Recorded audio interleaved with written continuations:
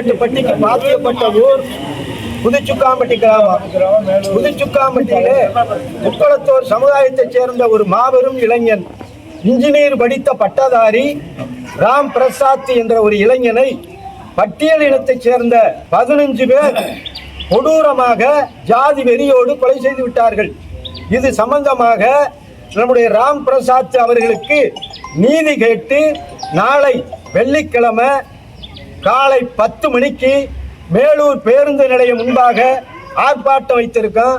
அந்த ஆர்ப்பாட்டத்திற்கு நாங்களும் வல்லாள நாடு, மேலநாடு, சேருஞ்சிறுகுடி நாடு, மேலூர் நடுவி நாடு, பட்டமங்கல நாடு, பாகனேரி நாடு, வெள்ளலூர் நாடு, கன்றமாணிக்க நாடு, நமது மல்லாகோட்டை நாடு, மயில்ராயன் கோட்டை நாடு, அத்தனை நாட்டுக்கும் எங்களால் முடிந்த அளவிற்கு வெத்தலை வச்சு வரவேற்பு கொடுத்திருக்கோம்.